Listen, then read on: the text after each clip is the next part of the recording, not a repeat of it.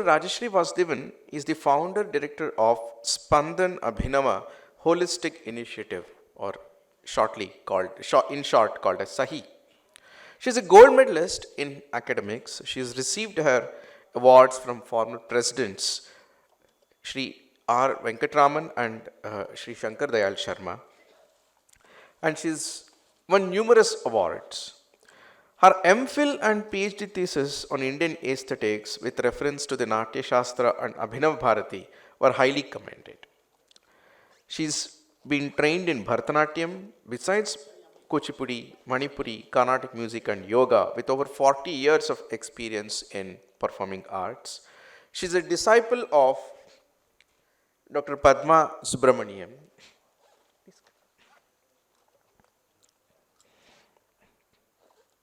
She's widely traveled across the world with her performances and delivered multiple lectures.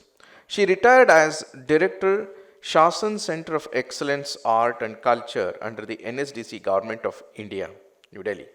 Her book of poems, Ruminations, was released at the 5th World Congress of Poets, San Francisco, USA. It's our pleasure and honor and requesting Dr. Nagaraj Paturi Garu to honor her.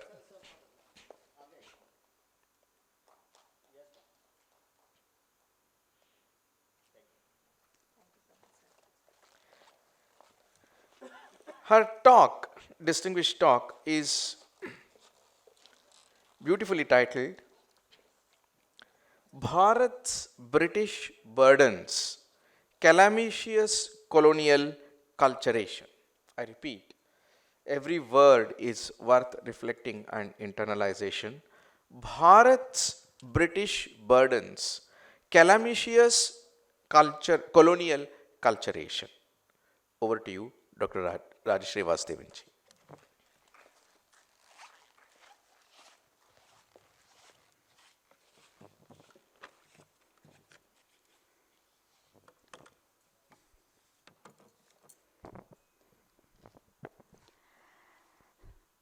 Gurur Brahma, Gurur Vishnu, Gurur Devo Maheshwaraha, Gurur Sakshat Para Brahma, Tasmai Shri Gurave Namaha. Eka Nityam Vimalamachalam Sarvadhi Sakshi Bhutam Bhavatitam Trigunarahitam Sadgurutam Namami. Shri Gurubhyo Namaha. My salutations to the all-encompassing one, my Guru, Dr. Padma Subramaniam, Padma Vibhushan Awardee, my parents, respected scholars, my gratitude to my very distinguished senior from the university, Professor Nagaraj Paturi, who invited me here, and the organizing team for the opportunity given to me to share my humble views with a learned audience. The presentation here highlights three aspects. One is the past, present, and the future timelines. If we don't know our past, our present is going to be very shaky, and our future is going to be very hazy. So I think all these three are important. Second, the historical, cultural, psychological strategies of the colonizers and the response of the Bharatiya to these three. Thirdly, the pros and cons of a Sanatani approach, which is a very sad thing because there should be no consequences at all. But unfortunately, in today's world where the word secular seems to gain a local habitation and a name, as Shakespeare said, whereas it is airy nothing. But in such a scenario, it's not easy to be a Sanatani. Let's take each of these points one by one. The historical background. The Bharatiya civilizational ethos from time immemorial. Okay? You'll be surprised to see, if you think a little deeply, everybody in the world at some time or the other set out to find India. You'll find the East Indies, you'll find the West Indies, A person lands in America and he thinks he's found India. He calls those people Red Indians and he calls that place Newfoundland. So everybody was searching for India. They wanted to reach India. That was the kind of civilizational ethos that it represented. So then we had the entry of outsiders. They were of many hues and kinds. We had seekers, seekers of knowledge. We had some of the greatest and best known universities in the country several millennia ago. So they were seekers of knowledge who came for that. Remember, our entire tradition is from vid, to know. We had explorers who wanted to find out where is this wonderful land of prosperity and peace and learning and wisdom. They were historians who wanted to know about the country, and of course, they were the invaders. The invaders also came in many forms. We had one of the major setbacks when Muhammad Ghazni came. All of you are familiar with Somnath, I need not repeat that, and Ghori. The difference between the two of them was that the latter left behind what is known as a slave dynasty. So it's still fine when people come invade, they come because of the loot that they want to carry, they are looking for greener pastures, they come and take away all that, it can still be earned. But when they settle, it's a different problem altogether. Because once they settle, they want to own the land which is not theirs in the first place at all. So the slave dynasty resulted in the Delhi and the Deccan Sultanates, and then of course we had the Mughal age. It surprises me that the outsider, the invader, the Mughal, is now considered family, to the extent that we have to give them favors constantly. Okay, that's a politically incorrect statement, but I had to make it anyway. Then we have the colonial rule. That is, the British stand out from the Dutch, the Portuguese and French. All of them did what they wanted to further their own aims, but the British stayed on for much longer and therefore did greater damage as well. And then we have the aftermath of the independence and what followed in the education policy especially, which was created to cater to a certain section of the society. The scene today where the Sanatani is actually a refugee in the country, unfortunately. And I think the time has come for us to reclaim our identity and to reclaim our places as well. So then finally we have the future, where are we heading? So let's go to the thesis. It's almost like a Hegelian system. We have the thesis, which is the Bharatiya approach, the antithesis, which is the colonial negation of all that, and the synthesis, where we are coming back to it again in the form of the IKS. So it's almost Hegelian in its approach. Let's take the thesis. The Bharatiya civilizational ethos from time immemorial also became its own problem, and the reasons are as follows. It was a magnet for the seekers of prosperity, knowledge and wisdom. It had mottos like Vasudeva Kudumbakam and Atiti Devo Bhava. We were very welcoming. It's important to realize that you shouldn't welcome everybody. Okay? That's the rule nowadays. So Atiti Devo Bhava has to be rewritten in a different sense. Even in dance, we have this concept of what is called patra, which is a recipient, the character who does a certain, a nayaka or a nayika, who does a certain kind of a padam or kriti or javali. So the patra, the recipient, becomes very important. So the recipient of these favors of the Bharatiya was not deserving at all in the long run. We'll realize that soon. And then we had this concept of Shruti, which is based on Vak or Shabda, which means the word. Therefore, language became a very important aspect, and it was this language or the linguistic angle which was exploited by the British. Then we have the knowledge-based society. We all know that it comes from the Veda, which is vid, to know. Liberation-seeking society. You'll be surprised to know in many of the other civilizations, the aim was not actually liberation. But here it was knowledge geared towards liberation. So that's a very important distinction between other civilizations and us, because of which we are still existing. Then the training and education becomes important to achieve this knowledge that liberates. So again, the next point that they took up and attacked was the education system. Okay, point by point, what are our strengths were exploited by them and made into our weaknesses. The medium to achieve this, that is liberation or knowledge that liberates, is actually the arts and culture. So that was the next target. The importance of the feminine power. In our country, in our tradition, the three most important portfolios of home, finance, and defense is held by Lakshmi, Saraswati, and Parvati. So it is feminine power in full display. And it was this feminine power which was intimidating to them as well. So they had to create an impression that the Bharatiya tradition is very overbearing, very dominant, they suppress the women and such like. Okay, so that was another aspect that they wanted to attack.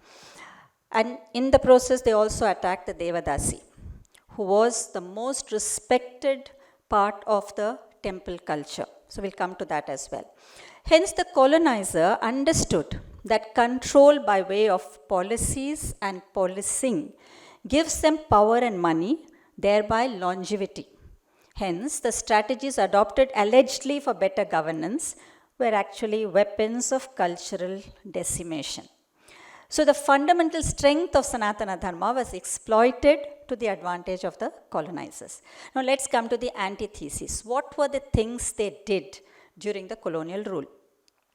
The first was the attempt to understand the Bharatiya tradition was not so much for appreciating it alone, but to control and appropriate. History was the main target. When I used to take history classes for many students, I used to always ask them, can you name three greats in Indian history?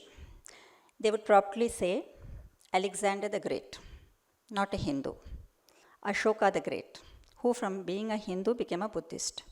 And Akbar the Great, again not a Hindu. So didn't we have any great Hindu kings? We did, but we never learnt about them. So here was the main reason why the colonizers targeted history. History is always written by the victors, as you know. Now, Max Muller is a very great name in the field of Indology. When he began, he only wanted to translate most of the great epics and other traditional texts into English, into German, and popularize it. That was the original plan.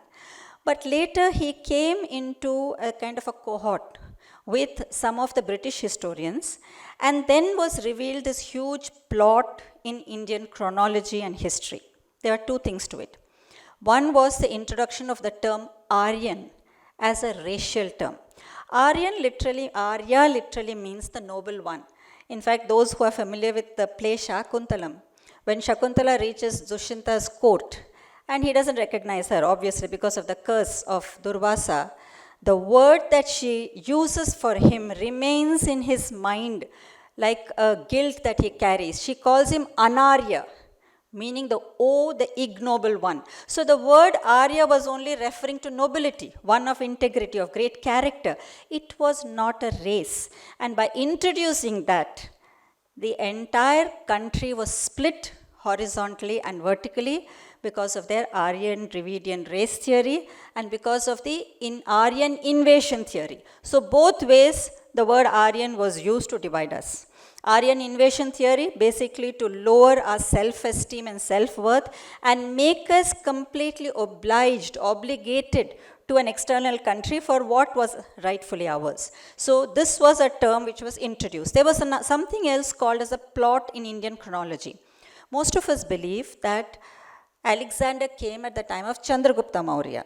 That's a general understanding. That's how it is given in the history books.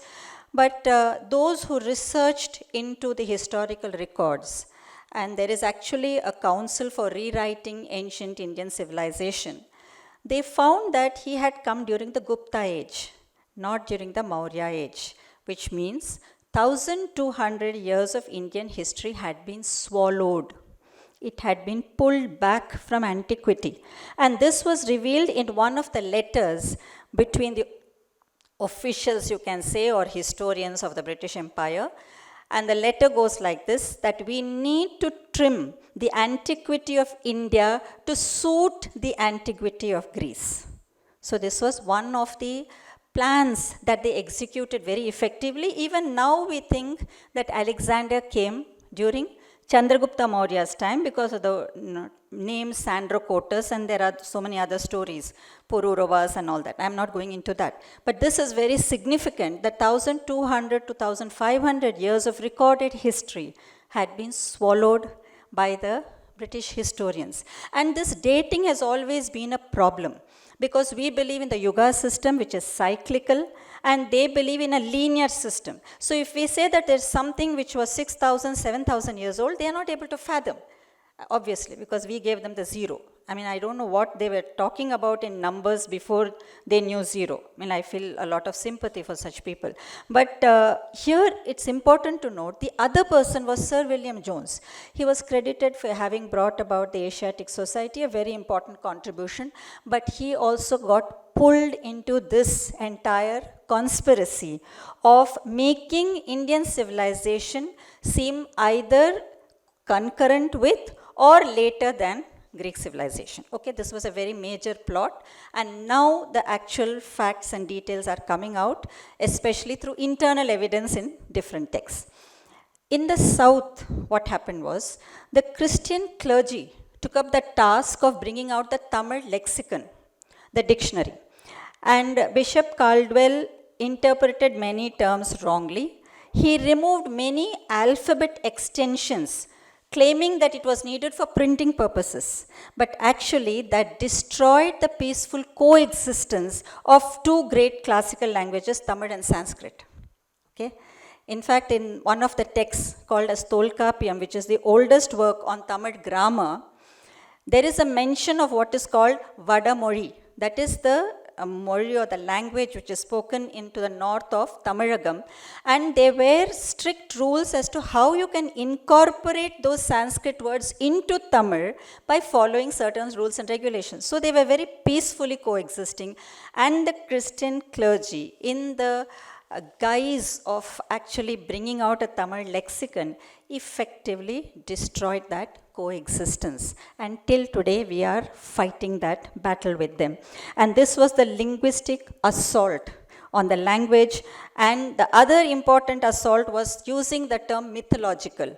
Everything was dismissed as mythological, as myth, as legend, as imaginary, as fiction, that it never existed. So we had to explain to these people saying itihasad itself means this is how it happened. Right, the very explanation of the term. And the fact that we do have horoscopes for Rama and Krishna, a whole lot of other people, implies that they actually existed, because you cannot have a horoscope of a non-existent person. And horoscope, though astrology may be subjective, interpretive, it is based on astronomy which we have no control over.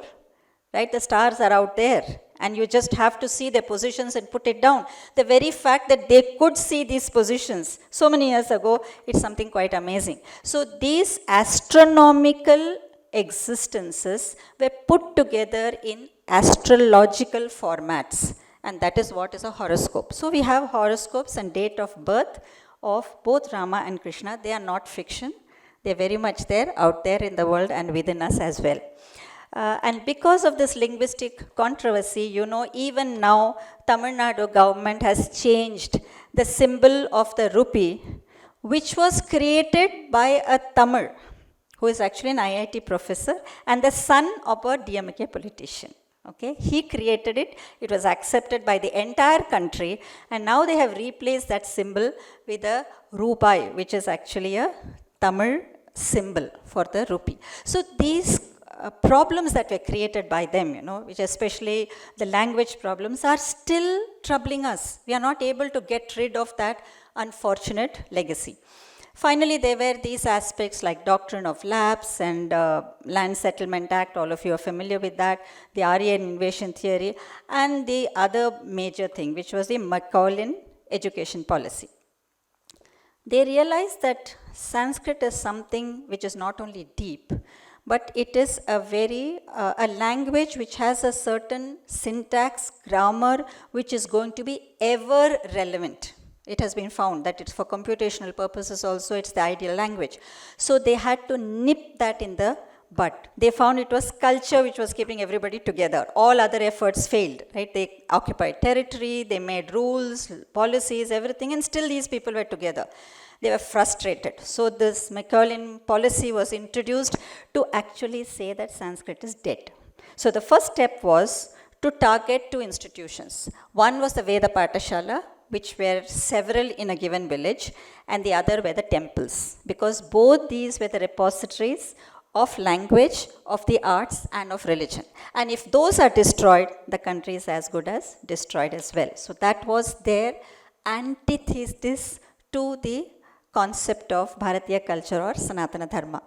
In the cultural field also, you'll find that though they were initially looking for these performances, cultural performances done by Devadasis to welcome their viceroys, because they had to show the people who are coming from Great Britain that what kind of a reception we can give you with all this paraphernalia. But on the other hand, they started writing reports and sending it to the British Empire, and one of it is mentioned by the Dubash of Dupleix, who is called Abbé Dubé, and he has mentioned that the British historian has written, we have the concept of what is called Vidi Ula, that is the temple. The Utsavamurti is brought around the streets adjoining the temple, and the Devadasis dance in front of the Utsavamurti procession. Okay, and they do items and songs which are relevant for that particular deity.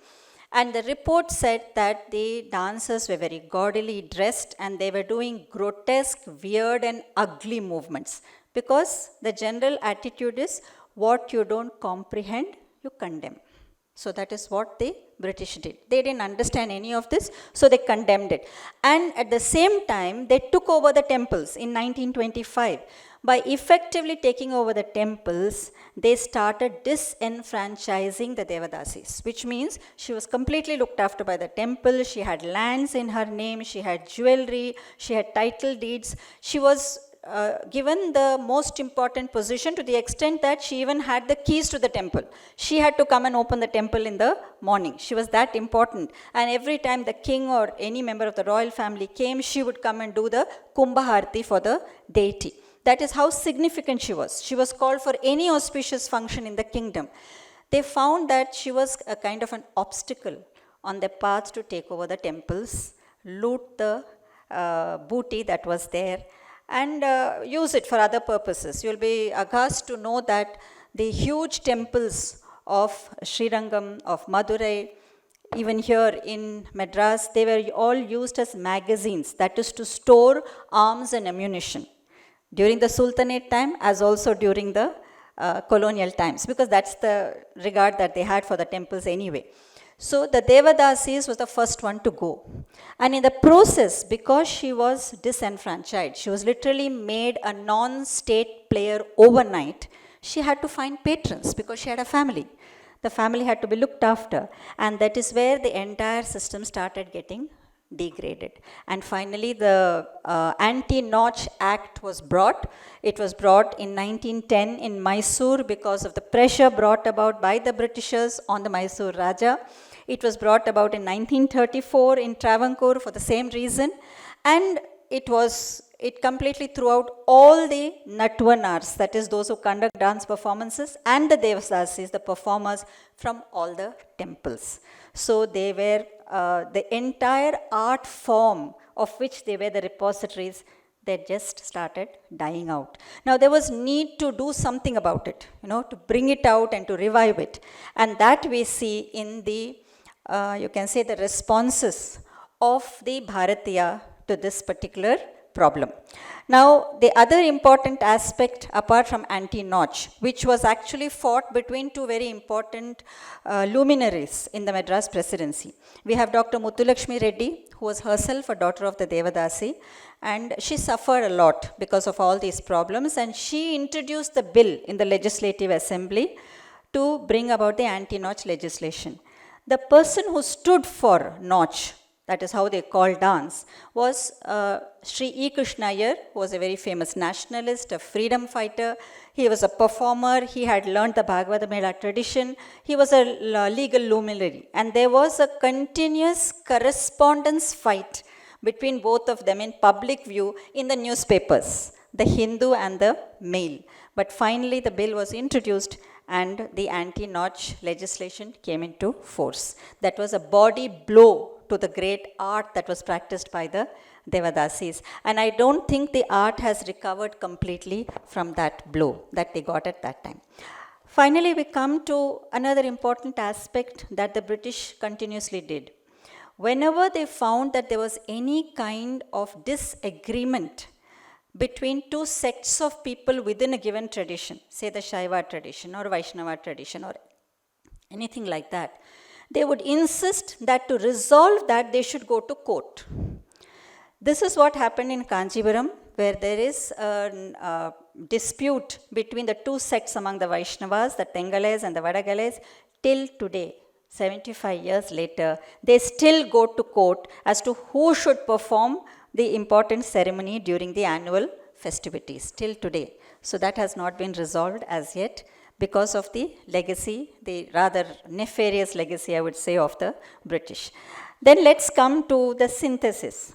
What is it that the Bharatiya did to fight this entire thing?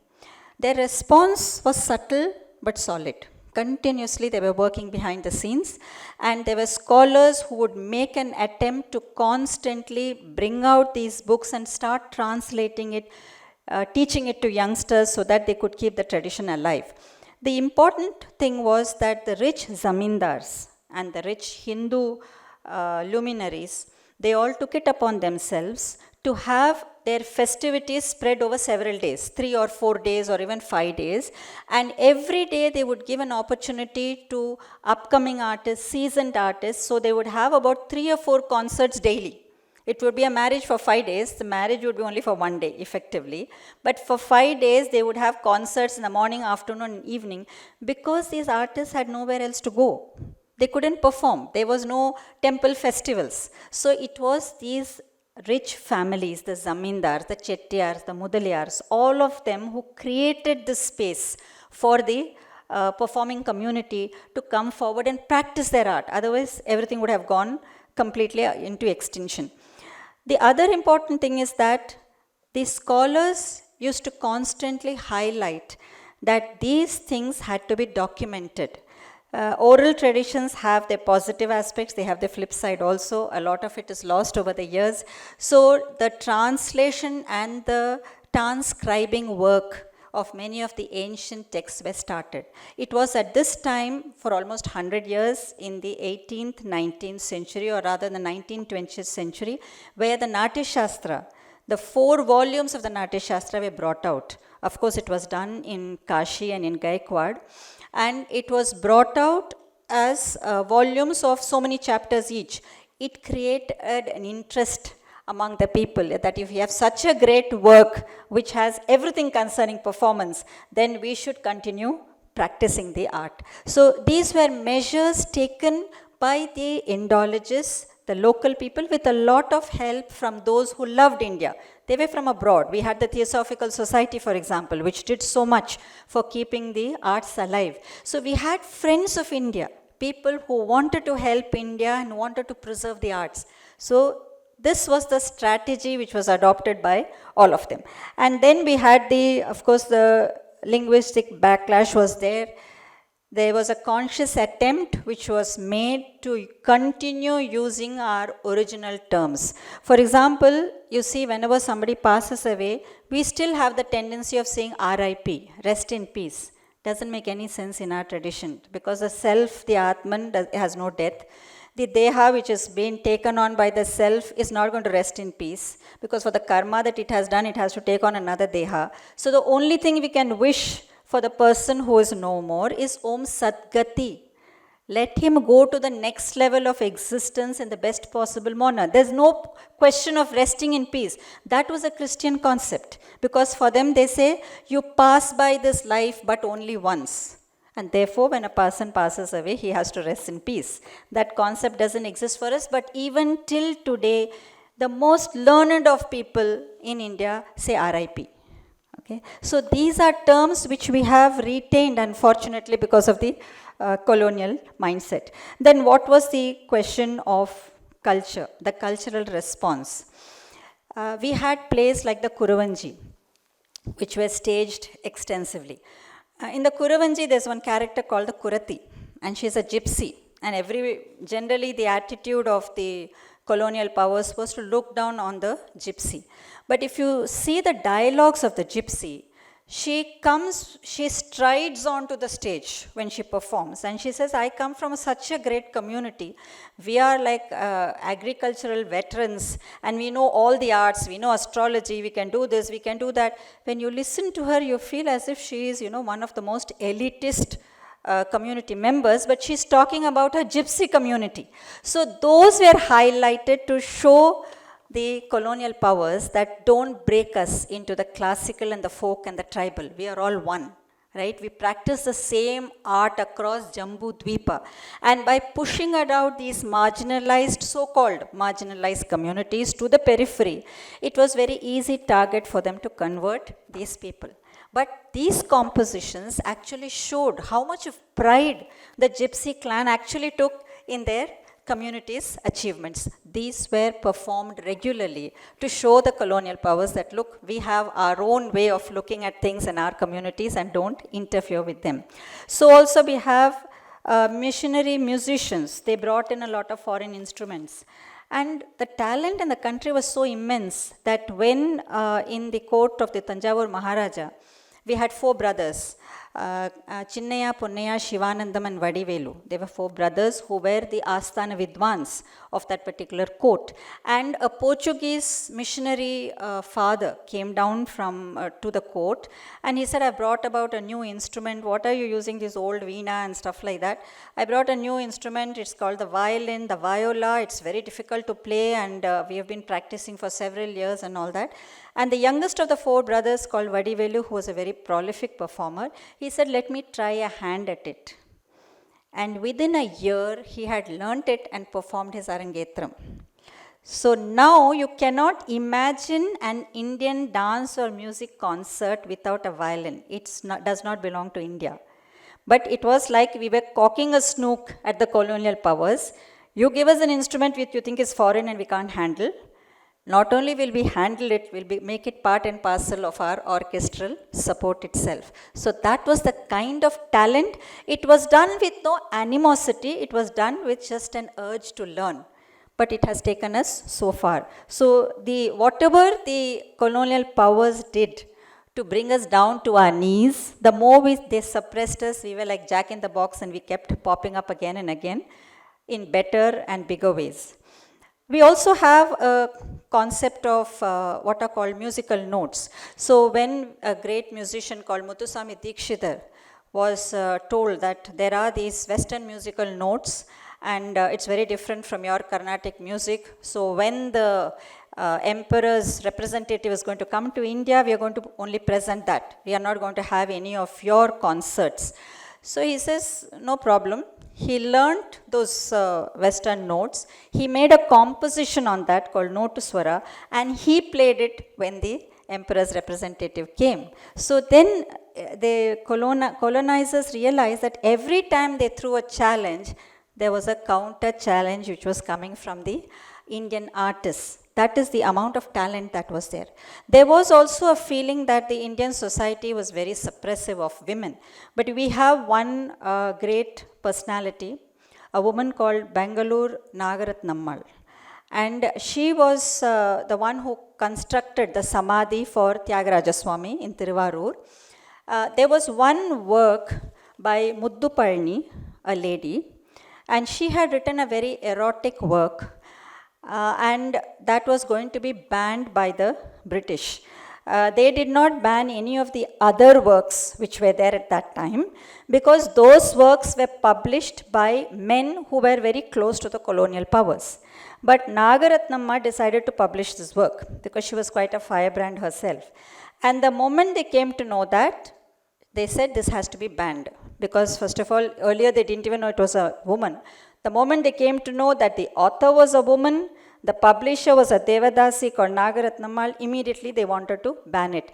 She took the services, she sold her jewels, her land, she took the services of some of the best legal luminaries at that time, and won the case. She got the work published. So that is the kind of response that our people have given to the colonial powers every time they tried to suppress us. All the songs, dances which were on patriotic themes were under watch by the British. My guru, Dr. Padma's father, Shri K. Subramaniam, was a very renowned film director of his times, film director and producer. He is credited with having introduced most of the well-known heroines, whether it was M.S. Amma or V.N. Janaki or Savitri or Saroja Devi, all of them were introduced by him in films. And he was a very staunch nationalist, a freedom fighter. And he decided to make a film called Tyaga Bhumi, which had all dialogues actually indicating that the British should leave India. So the moment they came to know, they banned it. In fact, Tyaga Bhumi is the only film in Indian film history which has been banned by the British. But that did not stop his sons from taking the reels of that film every night on a bullock cart to all the villages in Tamil Nadu and to screen it. So finally, when the Dandi March happened, and there was a salt satyagraha, huge number of people from Tamil Nadu joined that because they had seen the film and they had decided that the English had to leave. So these were things which are not probably there in the public domain, but these are all responses of the Bharatiya to the kind of atrocities which were inflicted by the colonial masters. Similarly, we have in Madras Music Academy, since the Devadasis were all outlawed, and the Sadiratam which they practiced was in danger of becoming extinct, the Madras Music Academy took a very stellar decision. In 1930, they invited some of the top Devadasis to come and perform. And in the meeting that was held there were two gentlemen, Dr. V. Raghavan, a very great scholar, Sanskrit scholar, everybody is familiar with his name, and Sri E. Krishna Yajurveda, who was, as I said, a nationalist, and he had gone to the extent, like my own grandfather, both of them, used to perform female roles. Because women were not allowed to come and dance, they were both legal luminaries, but they performed female roles just to keep the art alive. And they got together and renamed this Sadir Atam as Bharatanatyam. That was in 1930 in Madras Music Academy. They came for a very severe backlash from the colonial powers who said that they would revoke their registration and all kinds of things. But the committee stood its ground, and we have Bharatanatyam as a classical dance form even till today. And because of all these developments much earlier, you'll find that a person like Gurudev, he was very keen. He started a Shantiniketan. He wanted to bring all these dance forms together. So that time Bharatanatyam was known, Kathak was known, but Manipuri, Odissi and all were not as well known. So then he did a very major conference in Banaras Hindu University where he invited Bala Saraswati all the way from Madras and many other artists, and that was the first of many conferences on dance and music, very much under the watchful eye of the British, but they went ahead all the same. Okay, and more importantly, it was a time where what we currently know as the classical dance forms, your Bharatanatyam, Kathak, Kuchipudi, Odissi, Manipuri, Mohiniyattam, and now Kshatriya also, all those were brought under the category of classical dance, Kshatriya much later in 2000s, and by the creation of the Sangeet Natak Academy. So these were all small but very significant steps that was taken by the Sanatanis, I would say, by the Bharatiya, and then there were constant academic conferences where they would have all the disputes settled among themselves. The British have this habit. Even if they are not invited, they'll come into a dispute and they'll keep the dispute pending because that is the divide and rule policy. But it was seen to it that these disputes, even in the music and dance field, were solved by the performers and artists themselves with the help of scholars, so that they don't have the third party coming in. So now after that, there was also a lot of effort put in by great dancers like Uday Shankar, Ram Gopal, all these, Mrinalini Sarabhai, all of them went abroad. And of course we have Rukmini Devi, who actually started learning very late in life. and almost in her early 30s. And she approached Anna Pavlova on one of the sea trips abroad, wanting to learn ballet. And Anna Pavlova told her, I'll definitely teach you that. More importantly, I think you should learn your own art form. That's when she came back, learned Bharatanatyam, and she was one of the first Brahmin ladies of her time to take to Bharatanatyam because it had been completely kept away for them. And she started her Kalakshetra. As she started in 1936, we had 1942. Shri K. Subramaniam started his Nrityodaya. We also had Vallathol in Kerala, and he also introduced many aspects into the dance form and held it up as being something very spiritual. All of them were working only for one ideal, and that is to save the arts. So I think the answer that was given by the individuals in India, with the help of many of their sympathizers from abroad as well, was that art and culture binds all the people in the country, and we are not going to let it go so easily, right? And that is why probably a great writer like Mark Twain actually commented about India. He said, India is the cradle of human race, birthplace of human speech, mother of history, grandmother of legend, great-grandmother of tradition. Our most valuable and most instructive materials in the history of mankind are treasured up in India only.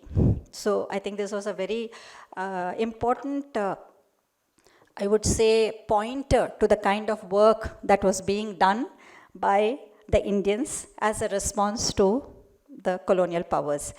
Finally, what's the future like? It's bright like never before because we have re-embarked on our IKS journey. The Bharatiya is distinguished by dignified self-confidence, backed by a continuously living civilization, energized by the scholarship of our great savants, blessed by the sages of yore. The Bharatiya is rooted in Bharat, truly rules the world. Vande Mataram, Jai Hind.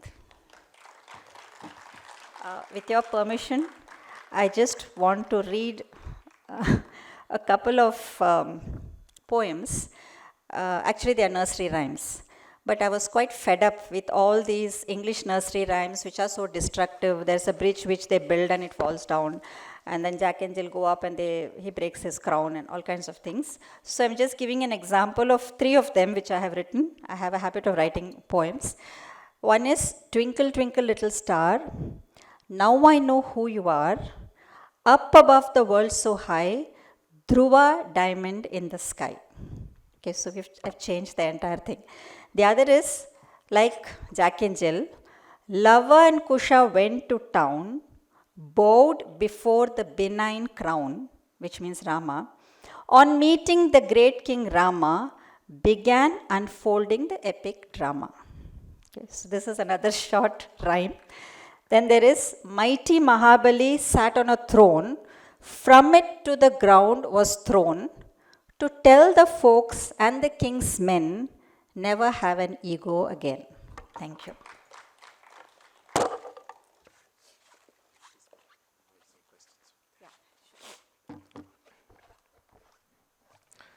Such a beautiful talk.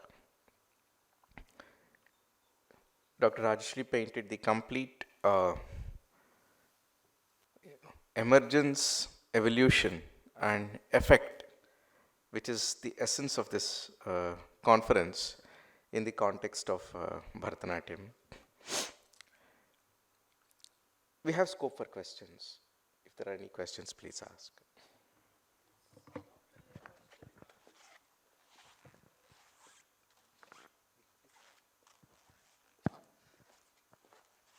It's not really a question, it's more of a suggestion. Although I'm very young, although I'm very young, you're a very senior scholar. So when you mentioned Mark Twain, okay, Twain was a satirist, and when he was saying India is the mother of the, cradle of the civilization. No, later on in the, he also mentioned about Banaras. It's the oldest of the old and all those things. Later on, when you read certain, literatures of Twain on certain other civilizations, for instance, African and others, so all of them are basically satires. So, and this notion has also come later on. Our Indian scholars have also read. So, just can you just clarify if as far as I know, I take them as satires because he was a very sharp humorist. Okay, so you pinch you like you just can't really. You will be feeling pride. On the other hand, he is just mocking you. So that's the thing. Yeah. That may be a certain idea, but Mark Twain did have a lot of admiration for India because he said it was the land of the storyteller. Okay. Basically, Mark Twain was a satirist, no denying that, but he did have a lot of admiration because he said that any kind of story I want to tap, the source of that, I find I keep going back to India. So, somewhere he did admit that in the midst of all the satires that he wrote, even if we take that this was written in some jest, just to make a kind of a jocular statement, when he started working on his stories, he found that people would come up and tell him that, look, that story of yours, I've already heard it in my hometown. Okay, that story of yours, it was told to me by my grandmother in a different sense. So somewhere he realized that even if it was made in jest, that was actually the truth. Okay, that India was a civilization that you just have to accept as being something great. So I understand your query, but this was his response later on. Okay. Yeah. Anything else? Thank you so much, Rajashree ji.